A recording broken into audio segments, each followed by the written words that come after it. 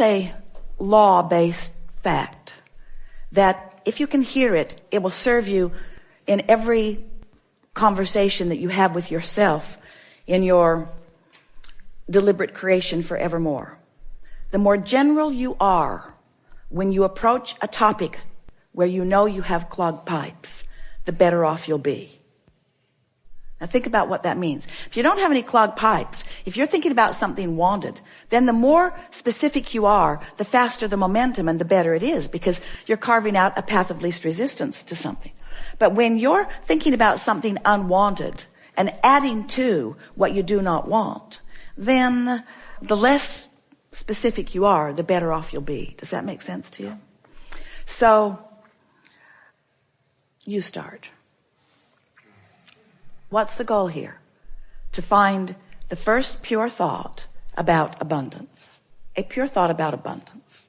So just reach for a pure thought about abundance, which means try not to have it have any relationship to you. If you're not feeling abundant, then be good to leave you out of the equation for just a little bit. So let's just talk purely about the idea of abundance. All right.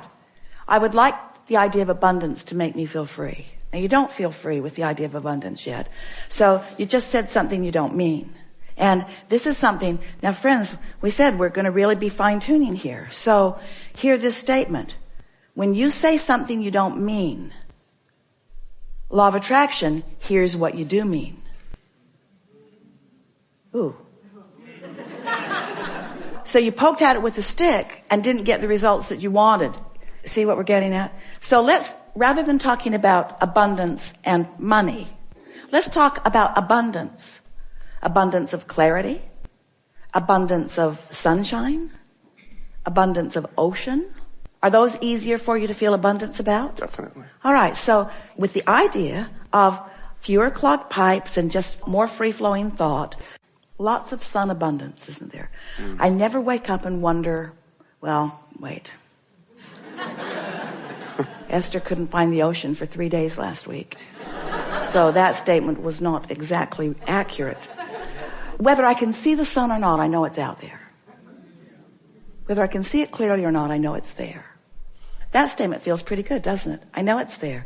I really never worry about the sun not being there. There are aspects of well-being and abundance that I just take for granted. My belief is never challenged about it. I just know that there is abundance around me. Yeah. So I accept that from the unseen, abundance flows to me in this form. And so it is logical to me that from the unseen, that all nature of abundance will flow to me.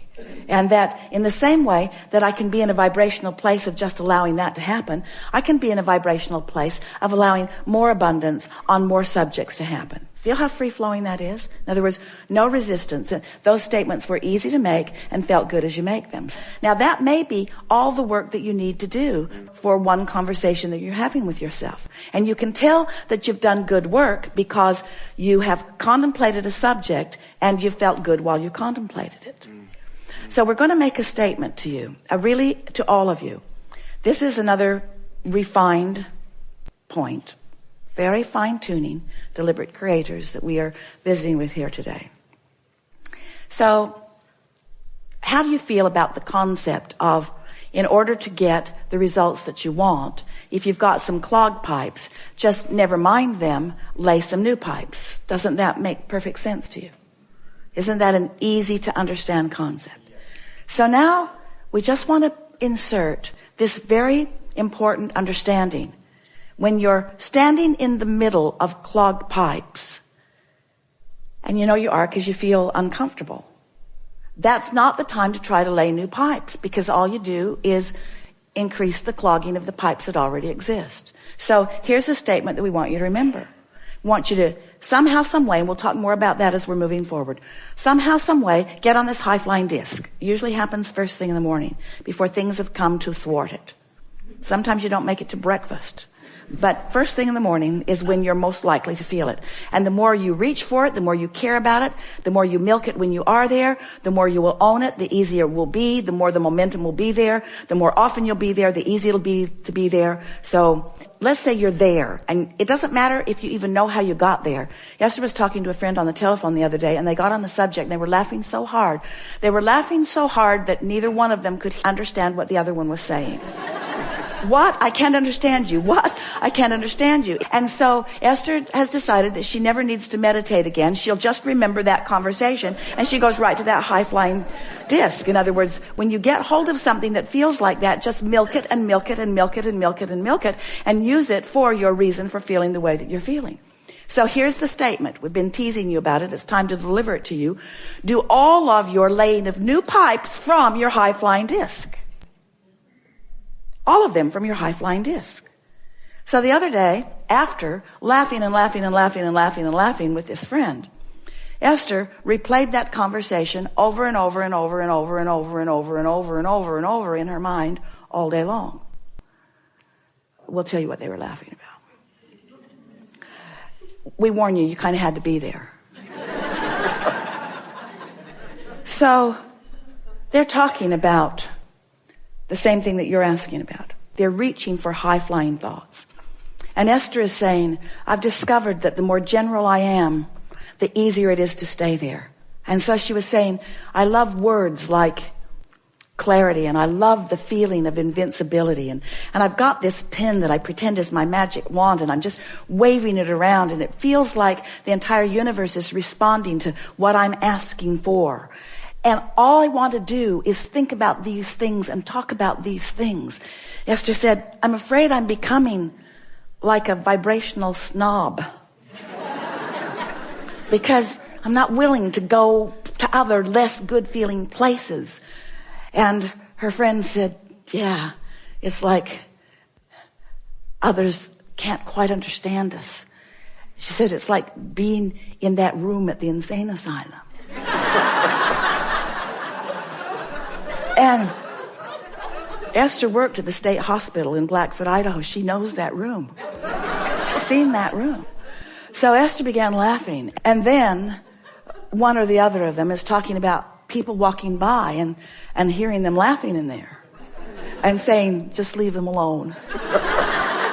And don't get too close to the door. And then Esther said, yeah, and they'll slip food under the door to us. And her friend said, yeah, and we'll think we manifested it. So on and on and on and on. You've never heard two people snort more. So finding something like that, and milking it just for the fun of it, milking it just for the clarity of it, causes you to practice that high-flying vibration and gain momentum of that high-flying vibration and make it more likely that that is the high-flying vibration that you own. Make it easier to be there.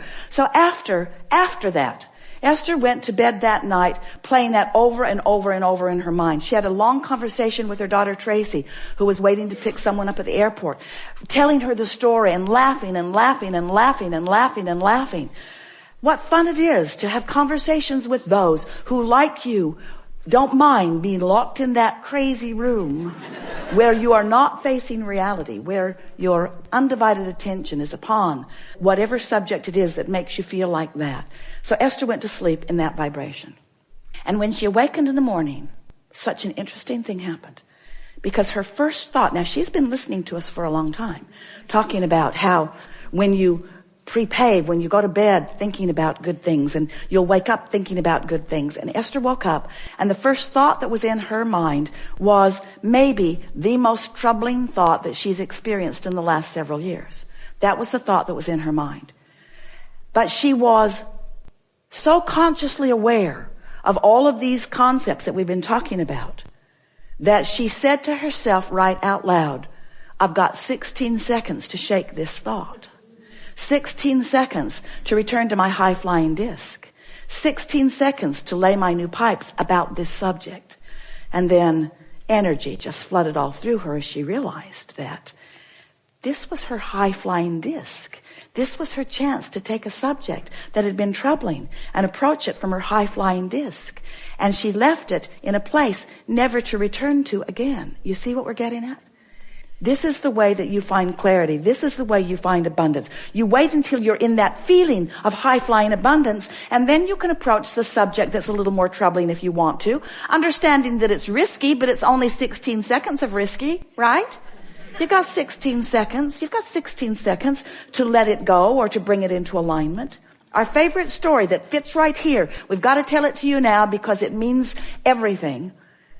Sometimes it's like you say to us, Abraham, I've jumped out of an airplane and I have no parachute. What do you suggest that I now do? And we say, hang on, it'll be over in a little while. Because there is a momentum that is happening that there's not any action that you're going to be able to offer that's going to make any difference. You understand that? So what we're saying to you is don't struggle, don't fret, don't effort, just crash and burn. It's all right. Because tomorrow you can get up and get on the high-flying disc. Tomorrow you can get up and get on the high-flying disc. Tomorrow you can get up and get on the high-flying disc. Tomorrow you can get up and get on the high-flying disc. And after a few days of tomorrow getting up and getting on the high-flying disc, one day Esther said to us, Abraham, I refuse to accept that I have to wait until tomorrow to get on the high-flying disc. I have tools that you've given me. I can get back up there anytime that I choose to get back up there. So what are we talking about? We're talking about your conscious awareness of your vibrational output. Yes? We're talking about your conscious awareness that you are vibrational beings. Yes? We're talking about your awareness that you can choose the vibration of your being in this moment, but that it takes a little practice. Yes? And some subjects have enough momentum going that it's going to take getting up tomorrow and getting up tomorrow and getting up tomorrow and getting up tomorrow and getting up tomorrow and getting up tomorrow and getting up tomorrow and getting up tomorrow. This could take a while. Getting up tomorrow and getting up tomorrow and getting up tomorrow. But if you get up on enough tomorrows and you reach for that high-flying disc and find it, then what happens next will be vivid evidence of how you're doing with your high-flying disc. We so want you to understand that in this day, evidence of what disc you're on is going to be all around you. Esther said the other day, the people around me are making me believe that I might be on the ornery disc. She resented them, but she had to accept she had rendezvoused there with them. You pick the disc and you'll rendezvous with others who have picked the disc, you see. And sometimes if you don't realize that you're on it till you're on it, there's enough momentum going that it's hard to get off of it. But that's the work. So here's the rule of thumb that we would follow if we were standing in your physical shoes. The better we feel, the more we would milk it. The worse we feel, the more we would try to ignore it. That's what Jesus meant when he said, turn the other cheek. Choose your vibration and give it your undivided attention if it feels good. And give it as little attention as you can if it doesn't feel good. So Esther was thinking the other day about the words that we used, and she could feel the poignancy with which we were talking about those clogged pipes in her pond and how they were clogged from neglect. And Esther got this visual image of pipes that she's laid to all kinds of things, wanted and unwanted. And she's got open pipes to unwanted things and open pipes to wanted things. And what keeps them open? Attention to them. Attention to them keeps them open. She's keeping the path of least resistance open to wanted and unwanted things, yes? But if she neglects them, they just clog up from neglect. So it's a new, even better application of this clogged pipe analogy. What paths of least resistance are you carving open every day? I hate that guy. I've always hated that guy. That guy is such a pain. The guy dogs me. I think he stalks me. He's everywhere I go. I don't like that guy. That person at work is everywhere I go, always in my face. Who's keeping the pipes open? That's what we want to ask you. You are. You're always the one who's keeping the pipes open. So if you look around any environment, whether it's the environment of your memory, whether it's the environment of your work, whether it's the environment of your family, whether it's the environment of the people that you are moving through the freeways with, whatever environment that you're moving around in, you are the one who's keeping the pathways open. You're the one that gets to decide. So be more specific if it's a pathway you want open, and be more general if it's one that you would like to just sort of stop. The more general you are, the less momentum there will be. Helpful? Yeah. Really good.